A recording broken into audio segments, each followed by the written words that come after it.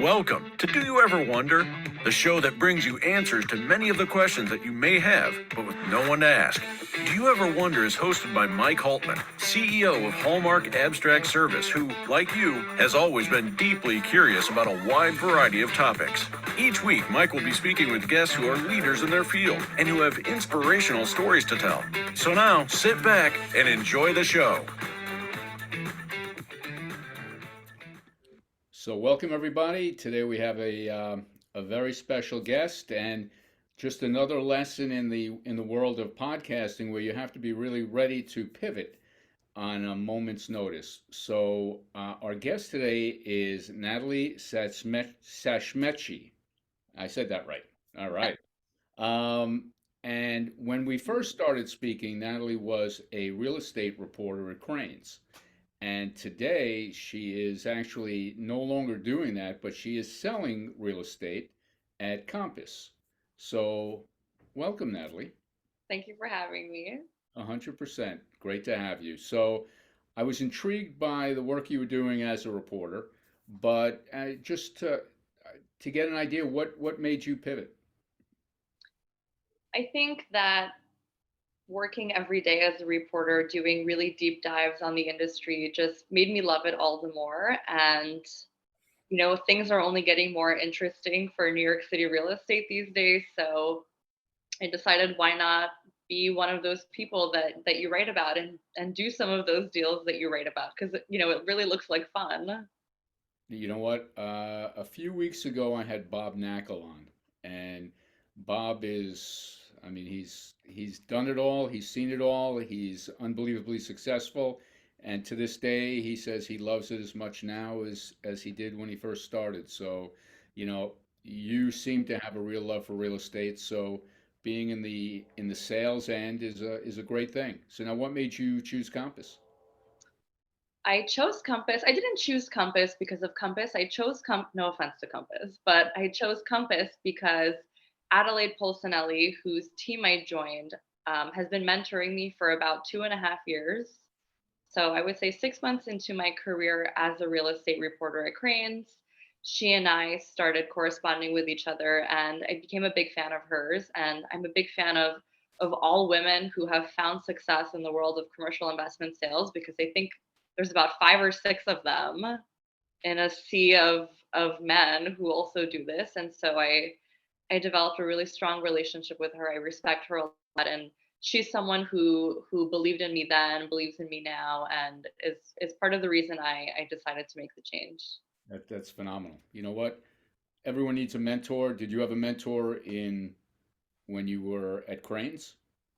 I did. My newsroom was amazing. My editors were extremely supportive of everything that I wanted to do and always pushed me and encouraged me. But I decided pretty early on into doing that maybe real estate is more interesting to me. Okay. I can imagine, especially now where writing is online, that there's such a huge demand. Like you don't have the luxury of researching something forever. Everyone's fighting for eyeballs. So everything seems to be much more rushed in the writing game. It, I would say so, especially at Cranes, where Cranes is over 100 years old, and the company used to be very newspaper heavy.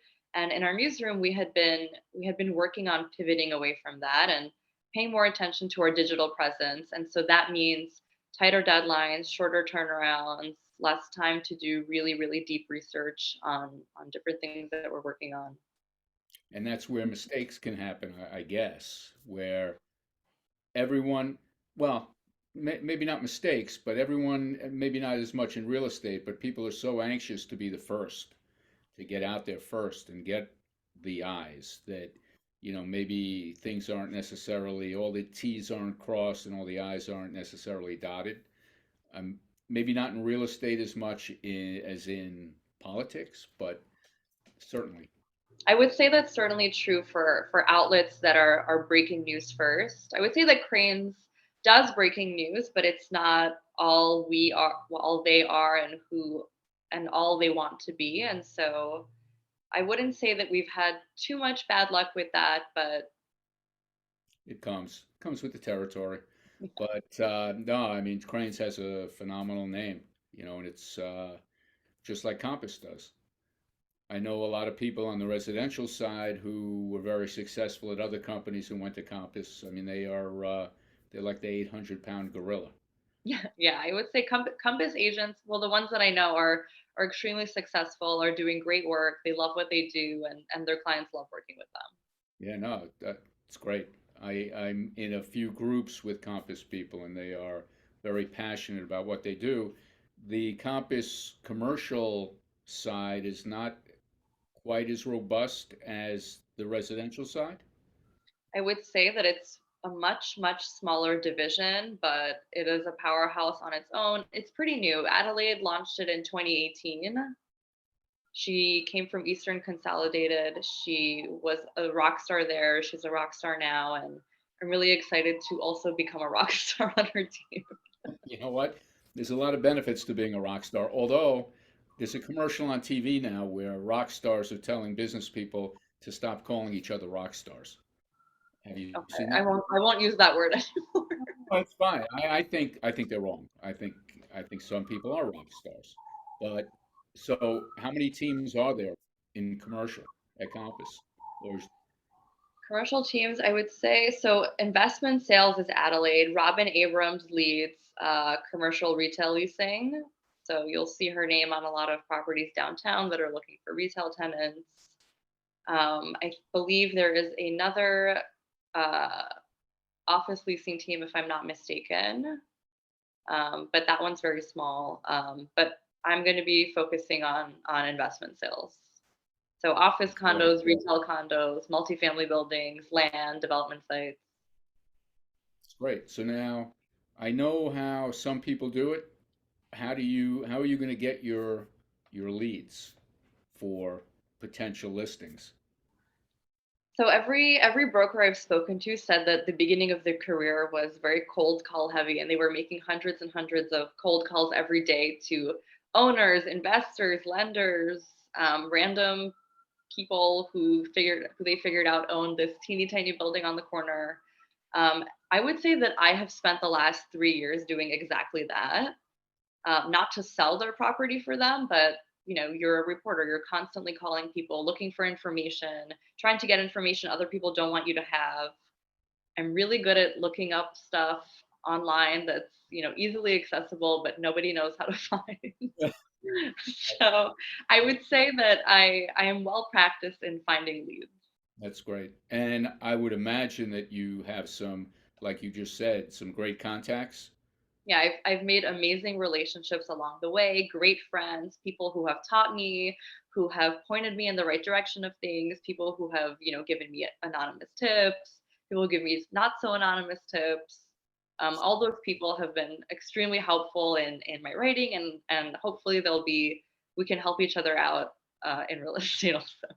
I would imagine so. I mean, that's so whereas some people come into the industry and they have to start building those contacts and you can leverage them right away, which is phenomenal. Hopefully, hopefully. Plus, you have the woman that you're working with, her name is probably a door opener too, right? Yeah, she's been doing this for more than 3 decades. Um, when I announced that I would be working for her, people were so excited for me. They're like, Really? Adelaide is so great. You guys are going to be a great team, dynamic duo. You guys are going to have the best time. That's great. So people strive to get to work with her. I guess so. That's great. And how many people are on your team? It's a small team. I think we're about 6 or 7 people. And everyone is doing the same thing. No, some people have different functions on the team. Some people are outright brokers with different specialties within the team. I'm not going to silo myself. I'm open to doing all kinds of deals, but you never know where your career will take you, or what asset class you'll want to focus on. That was, I was going to ask you that at some point, what asset class were you going to focus on? But you kind of said multifamily, condo, office condo. That's Yeah. multifamily, it's great. It is That's great, and I think there's so much up in the air that people are just really looking for a lot of guidance on where to go with 421A and housing and land prices and interest rates, and there's no more banks anymore. So we're well, and then there's the the commercial mortgage explosion that's probably going to happen at some point for buildings that don't have the net operating income they used to have, and now they're valued at higher cap rates than they were. And who the hell is going to lend them the money that they need? So, Right. So, I mean, we've actually I've seen in the last year a ton of buildings fall into foreclosure, or the owner just gives back the keys, or the owner is, you know, filing for bankruptcy. I've seen a ton of that already. So I think that is upon us. yeah, yeah, and I don't even think we're at the tip of the iceberg yet. What was the building that just sold? The Flatiron building. Flatiron building. I mean, that's about as iconic a building as you can get, right? I think I once had a psychologist who was in that building. Not that I needed it, I just went for the hell of it. But it was, yeah, I mean, that's a hell. I don't know what their end game is for that. I haven't been inside for a while. Does it likely need a lot of renovation? So that's a really interesting building. The I don't know if you're familiar with the whole dispute around it, but the building had been owned by five different owners who had different stakes in the building. Four of them wanted to take the building in one direction, and another partner decided, actually, we don't need to renovate. Um, we can just welcome new tenants, or we can divide up the building and have it operate as separate properties. The other owner said, no, we want to spend $80 million on renovations and bring this tenant. And then the other guy wanted something else. And so it went to court. The judge decided that they can do a partition sale. The building went to auction. It sold for $190 million yesterday to the Abraham Trust. And you're right that no one really knows what the end game here is, but I think a smart move would either be a conversion to condos, conversion to residential apartments. Older buildings like the Flatiron building have that advantage because those are generally easier to convert. Well, that really wouldn't be considered a, I guess it would be considered a B property, although Um, it's a great name and it's a great location. name, and it was renovated a little bit a few years ago, but not really any kind of deep gut renovation with all these new amenities that the larger Class A offices have right now. So I would give it like a B plus. Okay, that's fair. You know what? I would have killed for a B plus when I was in college. That would have been great. But yeah, no, I think that's going to be a whole nother thing. You know, the whole conversion of these buildings. You know, there's so many moving parts. You know, in your opinion, is that something that is viable? I think that building conversions are fascinating. I think they're exciting. I think that they're absolutely necessary. And I think it's beautiful when you can take a giant piece of concrete that is kind of useless now and then turn it into something that adds value for people who need homes, for real estate investors, for banks, for the city, for tax coffers. I think that's a beautiful thing. And I am fully in support of any plans, any zoning regulations that will make these changes easier. Well, that brings the whole New York City government deal into play, which is, you know, affordable housing is one thing, turning them into market price apartments is another thing, and you might get approvals for one, but it's probably going to be hard to get approvals for the other. It's a, you know, I think what they need is not a long drawn out process, but I don't know how that is going to look, how that's going to take shape. You know, I think it's a matter of time. I think it it just wouldn't make sense to not pass a law that makes it easier to convert. Like when you think of urban planning, you're thinking of land that has nothing and you need to figure out a way to make it livable and safe. But I feel like New York City already has that. We already have districts. We already know where it's safe to live and where it's not. And well, I mean, that's a whole nother topic. Well, I mean, I lived on the Upper East Side, and it was always safe to live there. Uh, but I think there's no safe neighborhood anymore. I think you know, people say money is fungible, crime is fungible. Crime doesn't really, it goes everywhere. Well, I'm not saying safety in so much in terms of crime, but for example, when you have a heavy manufacturing district and there's smokestacks and carbon monoxide, Yeah. and you don't want to have children living in an apartment building right next door. But we don't really have those issues anymore, and so I feel like such rigid zoning regulation is not always necessary all over Manhattan or New York City. I agree. You know what? But then it comes down to the various constituencies who want this and who want that. And, at the end of the day, getting everyone on one page, from my experience, is not that easy to do. But hopefully you're right. So, do you see 421A getting renewed? 421A did not make it into the latest iteration of the state budget, which people in real estate were very upset about. Neither did the deadline extension for 421A projects. Right now, they have until 2026 to be complete.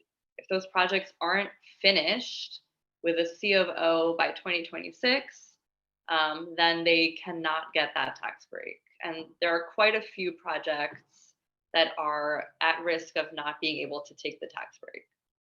That's going to be quite costly. No Yeah. question. I've heard something about 421A being tied in with good cause eviction. You How do heard you about mean? Have you heard anything about that? Where, if they give them good cause eviction, which I think is having a lot of trouble in Albany, that they'll give them 421A? Right. So we always have these tugs of war over, if I give you my leg, will you give me your arm? Yeah, right. I mean, I'm definitely not an expert on this. I don't know that good cause eviction will ever be a thing. Most landlords hope not. Right. I think 421A one is more necessary. We've seen basically permit filings for new housing construction has fallen off a cliff since 421A expired in June last year. I've covered this a lot, and now we have actual evidence that shows that people are not going to build housing. Land is expensive, property taxes are high, interest rates are high. So there's really no incentive for any developer to do that right now. Right. So, other than converting offices to residential, but that's a very expensive endeavor. So, I don't know that you can do that for affordable housing. So I think that if affordable housing and office conversions ever do have a relationship, I think it will be something like 421A, where buildings that need permission from the city to convert to residential will have to incorporate a certain percentage of affordable housing, kind of like mandatory inclusionary housing as part Right. of the. But without 421A, I don't know, is the budget final? I don't think so. Is it? I don't believe that it's final quite yet. I mean, it's a huge bargaining chip, 421A. And when you look at it, the real estate sector is a big contributor to political races, I think. That's true. And on both sides. So I think in the last race we saw that real estate, even a single person who worked in who owned buildings in New York City was supporting both sides. I've seen quite a bit of that, certainly.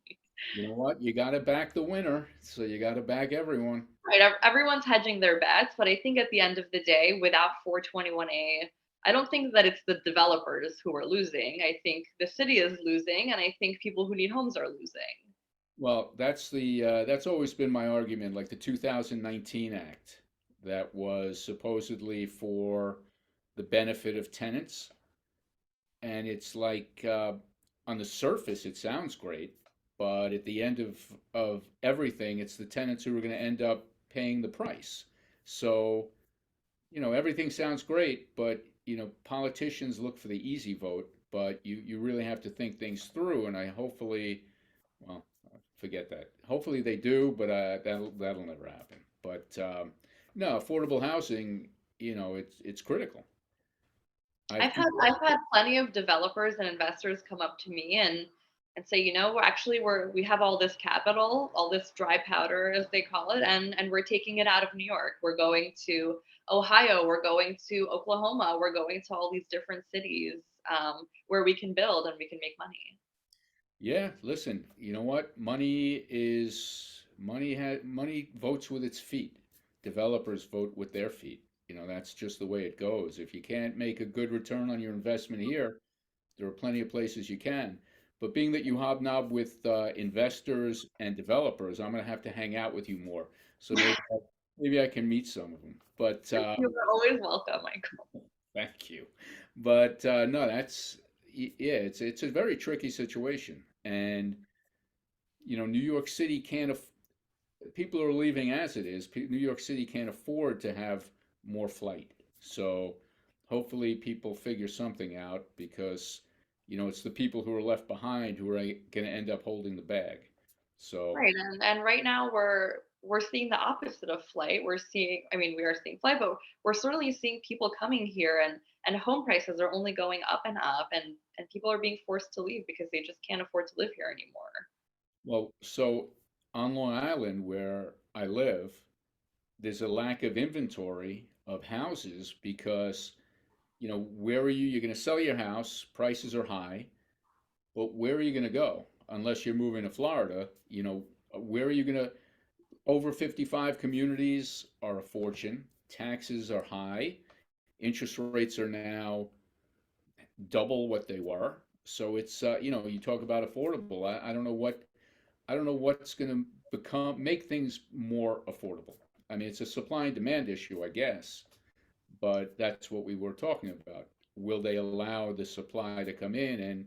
And I think 2019, I think that law, just on the rental side, also from what I hear is that a lot of owners are warehousing apartments because it doesn't pay for them to re-rent them, and you can't fix them up and get market rate. It's just a never-ending cycle that Right. you as a real estate know. And right now, everything's just expensive. It's expensive to replace cabinets. It's expensive to fix the facade of your building. It's expensive to install, new doorknobs or an intercom. Everything's just expensive. And Absolutely. I think people don't understand that landlords, we have plenty of horrible landlords, but landlords are also not charities. They do it to make money. No one buys a building with the intention of not making money. Well, that was the whole COVID lockdown and the whole moratorium on rents. I think the statistic is like 75% of owners are onesies and twosies, not not the huge developers, and they're That's correct. to pay their taxes, their energy bill, and people, okay, I don't have to pay rent. I won't pay rent.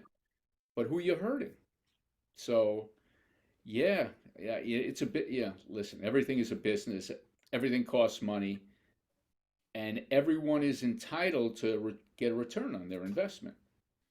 That's right. But I think it's a misconception that landlords are in it to make everyone else happy but themselves.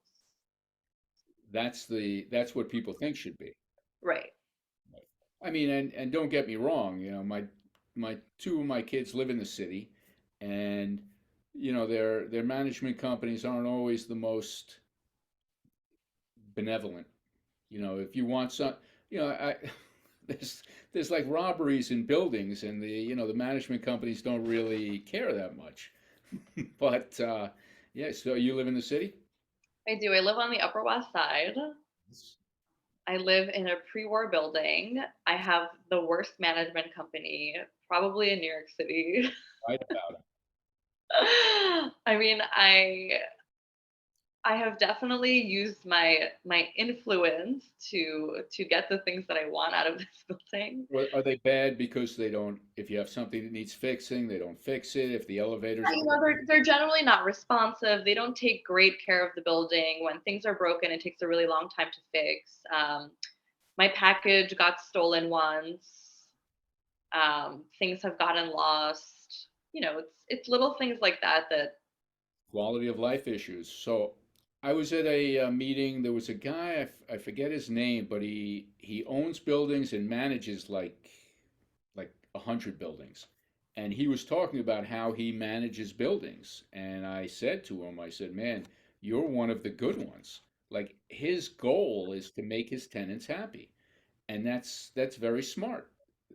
Happy tenants come back, and happy tenants pay their rent, and happy tenants, you know, if there are two buildings and happy tenants tell their friends about what a great building it is, so it's just so short-sighted, but that's how people can be.